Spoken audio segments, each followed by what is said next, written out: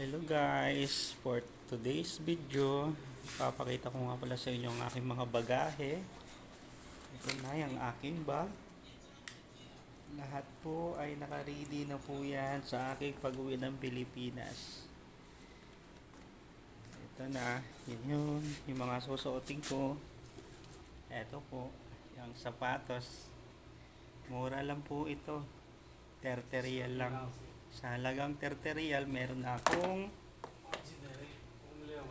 Converse. Converse po yan, Converse. Pero, hindi naman po siya original, totally. Okay lang din. At least may maisuot. Eto. Yan, ang aking pantalon.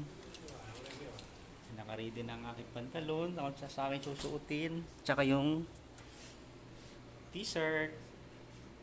Mura lang po ito. Sa halagang 20 real po. Ayan. Saka yung ito. Ang pinaka-the best ko. Ito jacket po. Maong na jacket. Ayan po. Naka-ready na po lahat yan. Saka ang pinaka-favorite kong bag. Nabili ko ng 40 real.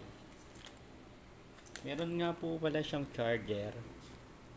Ayan o, yung lagay ng charger. Yan. Sana po nagustuhan niyo po ang aking konting video.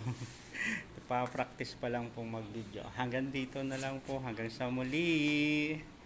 Bye.